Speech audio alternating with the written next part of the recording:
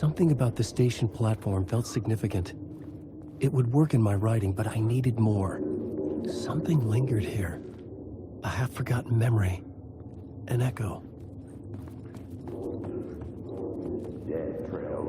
An FBI agent had come here before me on the trail of a murder cult. He'd gone missing, presumed dead. The cult was leaving me clues to follow, connecting the dots from one murder to the next, inviting me to draw an obscene picture on the city map. Caldera Street Station. The name made me think of the exit wound of a bullet. I had a flash of inspiration. The ghost of my fictional detective. A story thread I could use in my writing.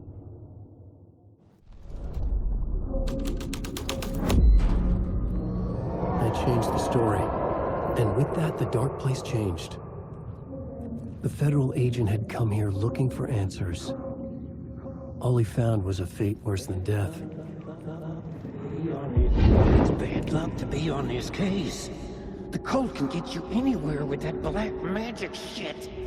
Let the day shift handle it. What happened, anyway? Some Fed came looking for the cult, but it was a trap. A satanic blood sacrifice. Anyone who gets involved with the cult, they're next. I heard their leader is this famous writer, Alan Wake. Their unholy motherfucking messiah. Sounds like a load of bull.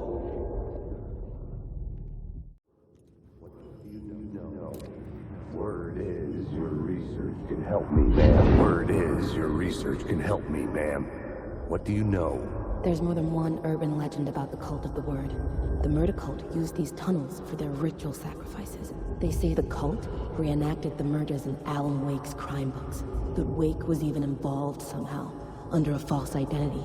Mr. Scratch, which is, of course, a nickname for the devil himself. It was disturbing finding myself in the story this way. But I was desperate, and it felt right for the story.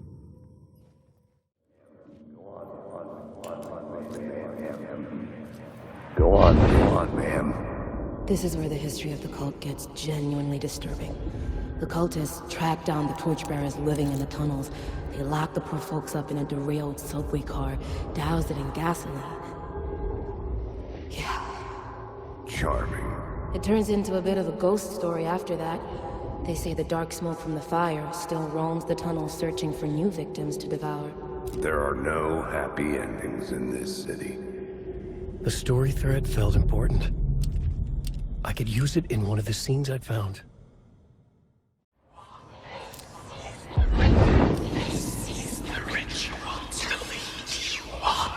The Fed had witnessed something here that made him run scared. Whether the summoning ritual had been a bona fide supernatural event or the mass psychosis of stark raving lunatics, it didn't change the facts. The cult was messing with things no one should mess with. The ritual was a vital part of the story, the key to reaching the murder site.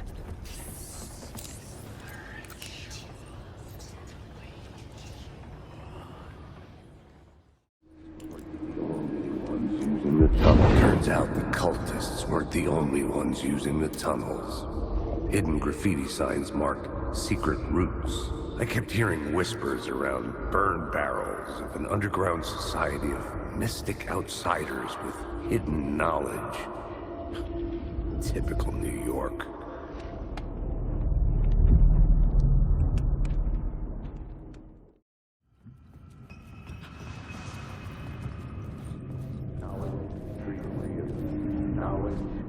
Homeless people, torchbearers painted the tree there. The tree of knowledge. The tree of life with its roots reaching down to hell. It could have been a Christmas tree for all the good it did him.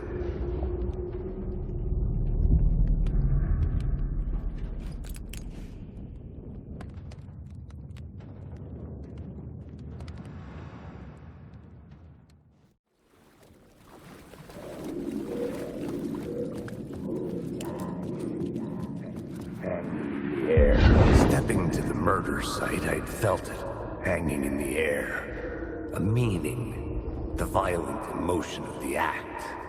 like a cloud of wrath. The dead eyes of the victim staring at something you couldn't see, and yet making you aware of it. Something that soaked into this place on a molecular level, overlapping with your meaningless existence. Regression to something you had managed to forget.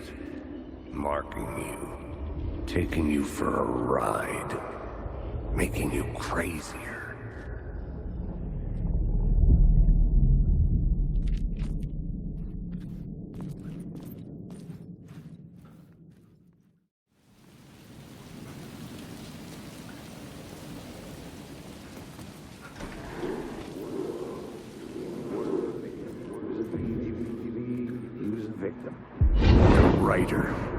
Maybe he was a victim. The cult, using his words. Or maybe he was the monster behind it all. Either way, Alice Wake, his ex, she knew things. It was there in her art for all to see. A cry for help. The darkness she'd witnessed. And that put her in danger. Was Alice here? In the story?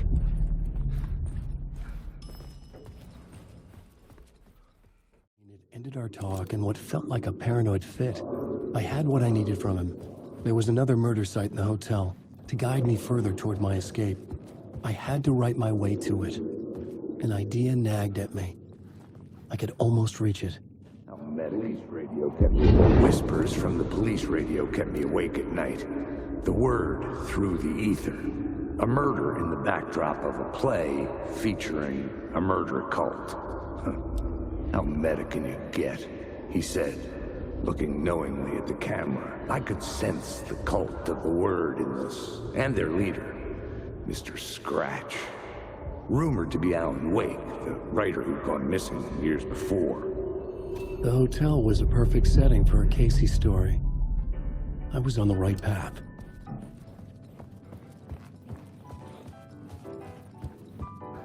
I would start at the entrance lobby.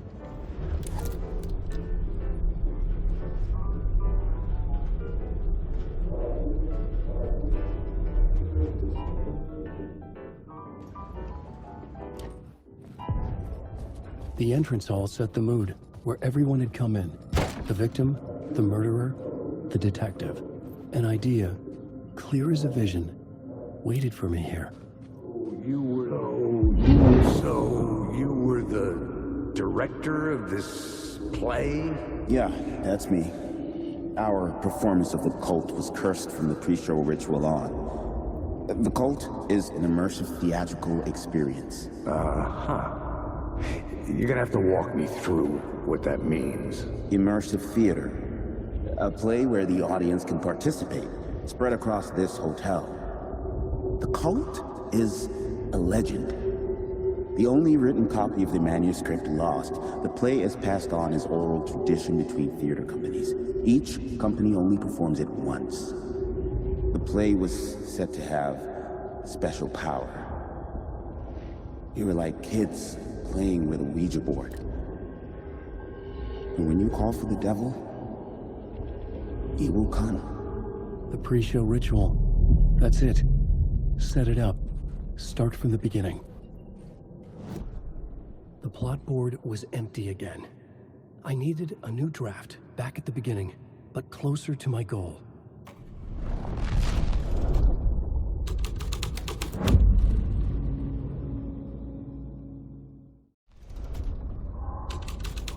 Another vision. Another...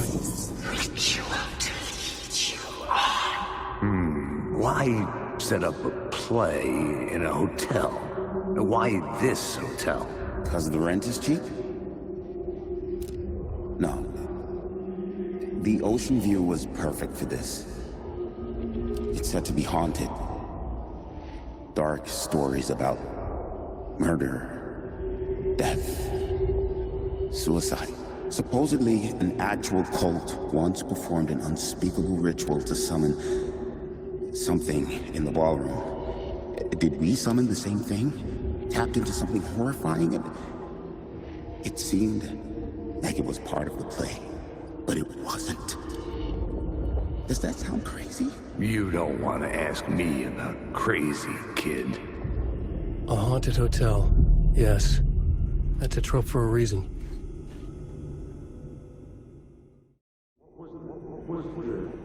Nice set you got here.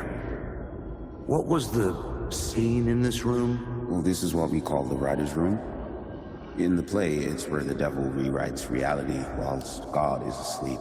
The devil was our star role. I got a big-time celebrity to play him, and he was method acting the role to perfection. He never broke character, always wore the cult mask. His name was scratched out on the posters. And who was this mystery celebrity? Let me guess. Alan Wake?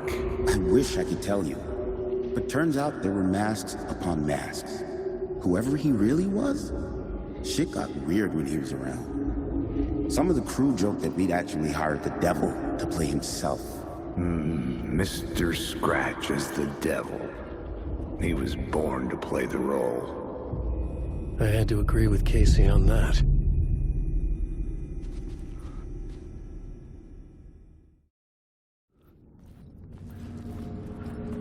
I felt the presence of a new idea here. The devil in the hotel. Mr. Scratch, if that's who the actor playing the devil was, had stayed in the hotel. Asking around at reception got me a room number. 666. He had requested that room, specifically. The devil had a sense of humor. Or he really didn't. It was funny either way. According to the director, the actor hadn't mingled with the rest of the cast. He had only come out for the play, and always in character.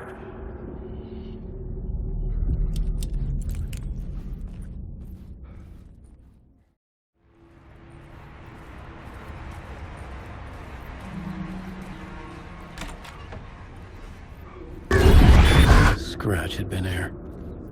I could sense his presence lingering in the room. I was about to have another killer idea.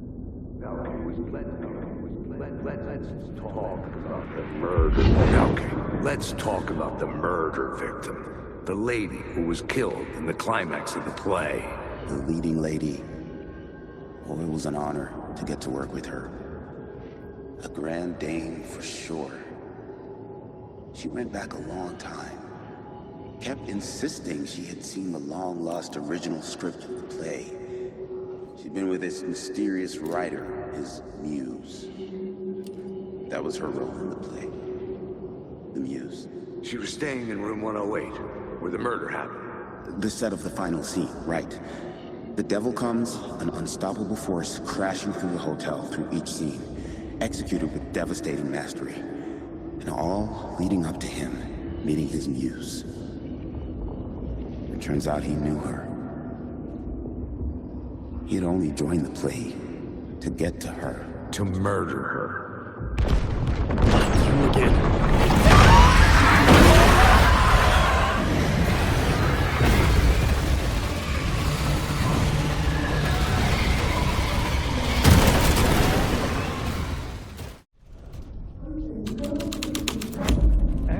My writing was affecting reality. I've had enough of that freaking gumshoe dick asking too many freaking questions.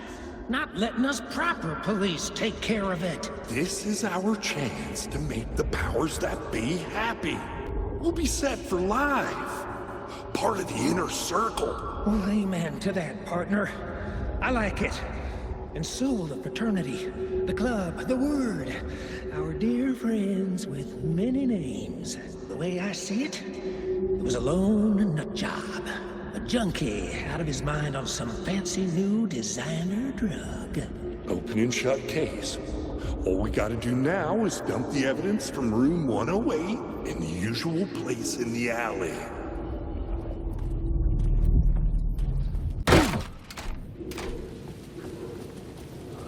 Parliament Tower was here, again. Zane said the manuscript of Return was the key to escaping. I had to get it before Scratch did. Had I I chosen to pursue the cult, or had they chosen me for some unknowable purpose? To be a demon, to sort the clues based on my interpretation, to change that which I observed. It was all a play. Shadows on the wall of the cave, an echo of the true events that happened somewhere else. Was I there to watch the shadows, or was I a shadow too? In a performance set up for someone else?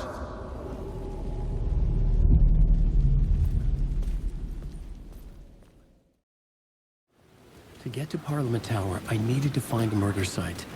Zane would know where to find one.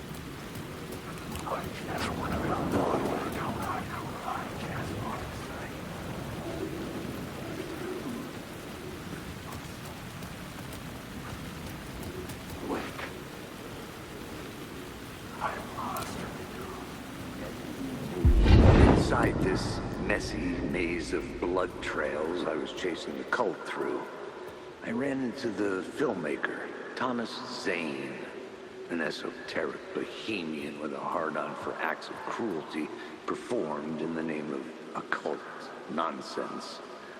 A director wants to control every aspect of the world in their films. Is a cult leader any different? Was Zane just another alias for Scratch? There was a rumor that Wake and Zane had been working on something together. I was going to get the truth out of Zane with whatever means necessary.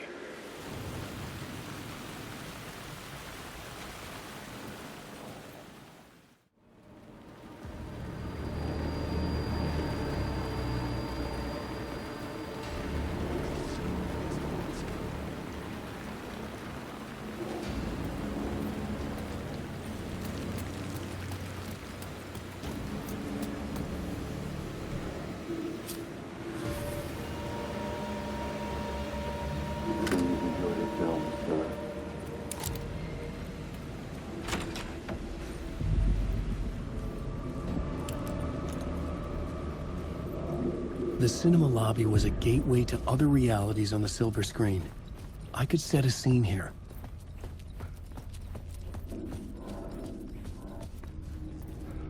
For a lifetime. I felt like I'd been on this case looking for the cult of the word for a lifetime or more.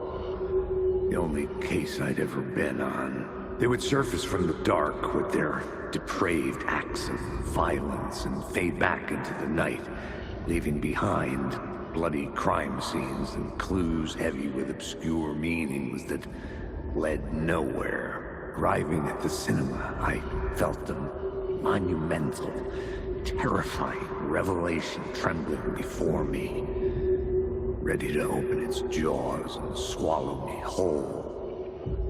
This place had significance to the cult. There was something to use there.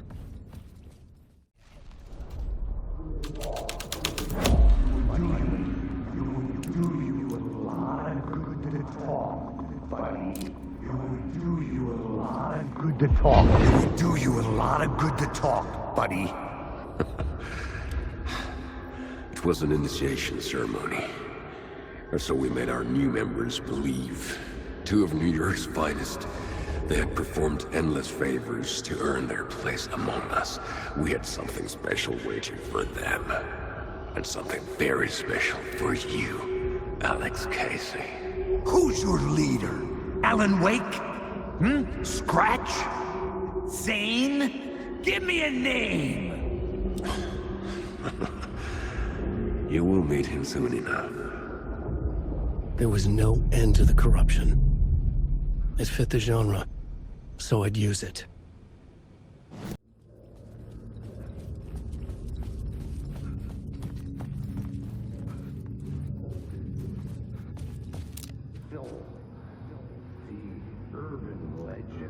Circling Thomas Zane were a bottomless rabbit. The urban legends circling Thomas Zane were a bottomless rabbit hole. I'd done some digging.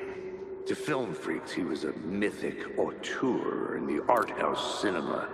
A rising star coming to America from Finland. But he only created one film, Tom the Poet, before he went missing, mirroring the vanishing of the main character in the movie, played by himself.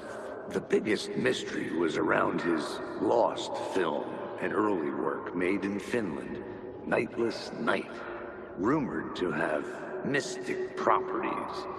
Some claimed it was a snuff film, that the ritual murder in the film was an actual murder. There were no known surviving copies, but the cult chased it as if it were their unholy grail, just like Wake's books were.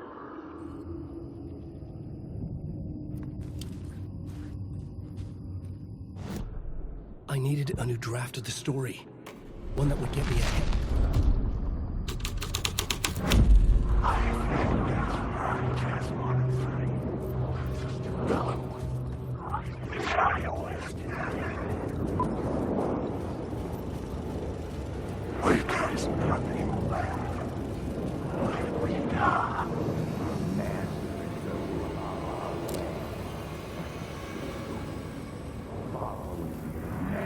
Look at you, following your master into La La Land. A sad bunch of clowns in funny masks and hoods, pretending to be a secret society.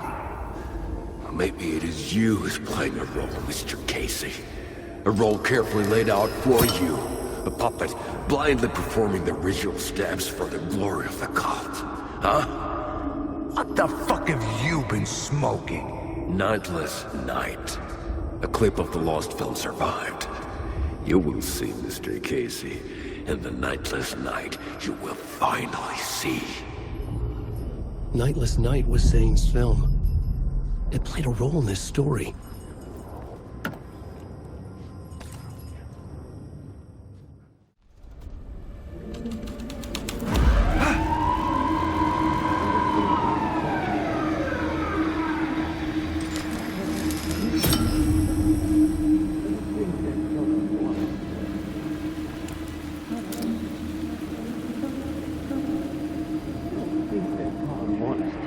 You don't think they're gonna want us to, like, cut off a finger or something for this initiation, do you? Nah, I'm sure we'll just chant some ceremonial stuff. Nothing to it. Well, it's about time. We paid our dues. Made plenty of their problems disappear. Dumped all those nobodies down that chute. What we did or didn't do, it's all behind us now. We're going straight to the top, partner. Yep, like we died and went to heaven.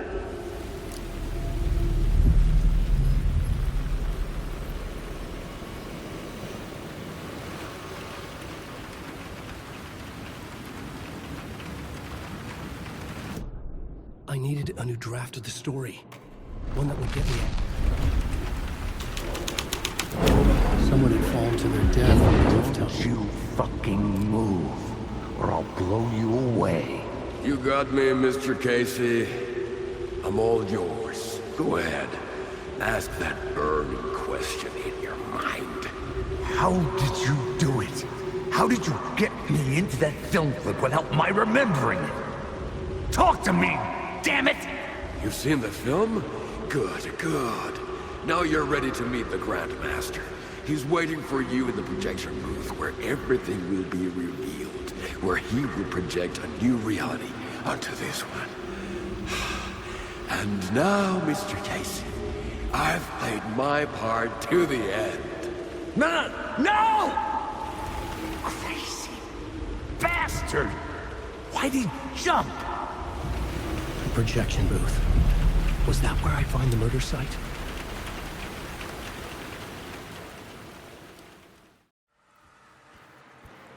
I was getting close.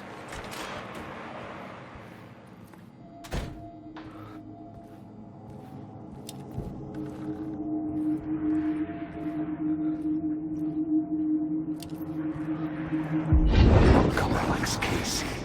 You've done well. You've played your role perfectly. Everything out of your mouth is a damn lie. The only place any of this makes any sense is in your psychotic brain. a fictional character in a story, you've fulfilled your purpose. You brought the writer of the story here. You can go now, Casey. No, I'm not going anywhere before I get some answers! How was I in that movie? Why does all this feel so familiar? What? Who the fuck are you? Who the fuck am I? No! And welcome to you, Alan Wake. What the hell? This is the ritual to lead you on.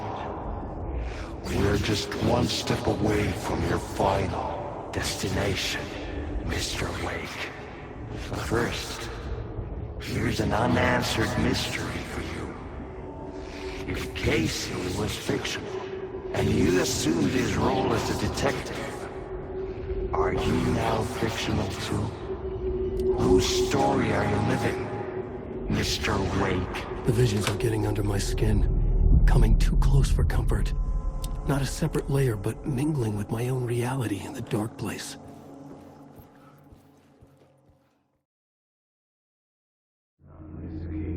Looking for the cult of the word for a lifetime or more. There wasn't enough alcohol in this city to drown the memories of this nightmare. But I damn well try. This case would never be closed. I had more questions now than at the start. The irony of being trapped in a postmodern detective story. I felt watched. The eyes of some unseen audience on me. I wanted to turn to the hidden camera and tell them to fuck off. But I didn't know where to look to break the fourth wall. There would always be another case for Casey. A million stories in this dark city. The night opened up to welcome me. I walked into her arms. Roll credits.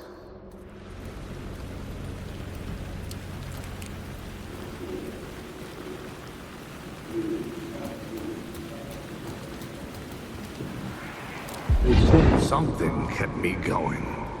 A broken man. No hope, no prospects, no love. Too stubborn to die. Like a cockroach with a misguided sense of honor and justice in a city where there can never be justice.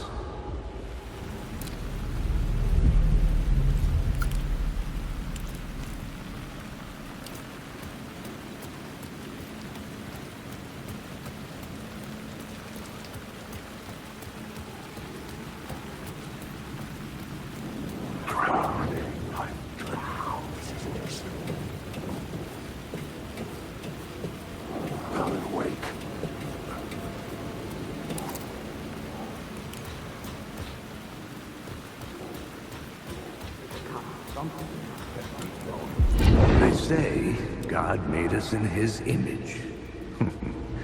Just like us, he is an uncaring, cruel son of a bitch. Having made it in heaven, he doesn't want us there, dirtying up all that nice white upholstery. And he doesn't want to reach down to help us. He gets his kicks just binge-watching us struggling, hurting, killing, dying, screwing it up again and again, lazily stirring it up when things threaten to get too placid. This city is only here to satisfy his sick, voyeuristic pleasure.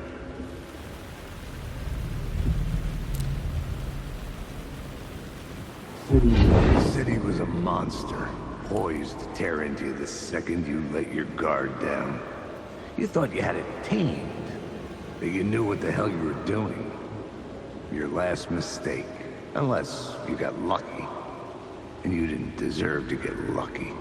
You blinked at the wrong time, let your mind wander, and the fire escape that was meant to be your getaway route was gone, was never there at all. You'd gotten turned around somewhere along the way. The city was coming to finish you off, and there was nowhere left to run.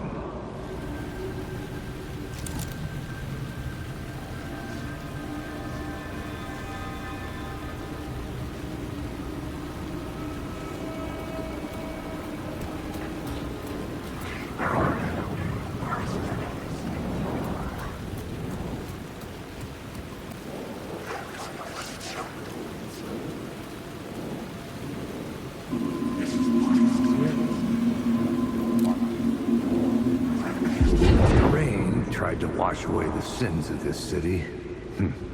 But some sins, the evidence of the crimes committed, could never be erased. Not by the rain, or any amount of therapy from Dr. Jack Daniels. It remained bruises under my skin, like tattoos. Bruises in my soul. Scar tissue on my heart.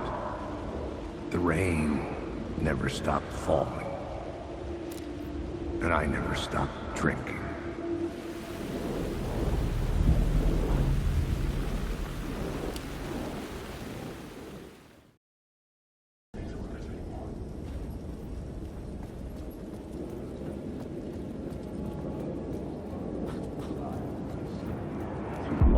This city will suck you dry if you stay here for too long. You'll end up a lost soul, haunting the streets and alleys. A faded-out shadow, glimpsed by some other poor bastard on his way toward the same fate. Your broken dreams become a broken mirror, and the twisted reflection staring back at you with all the pent-up anger, regret, guilt, and shame was the monster you could never get away from.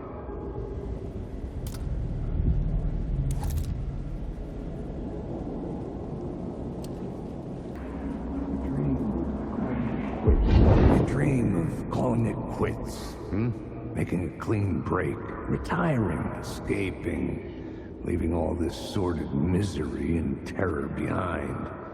Getting in a car and driving till you see the sun rise. Somewhere where the sun still rises. Settling down, buying a house, fixing it up, building a life, finding someone. It's a fool's dream. It would all go bad. And having let hope in, it would be unbearably worse than this. You can take the man out of the city, but you can never take the city out of the man.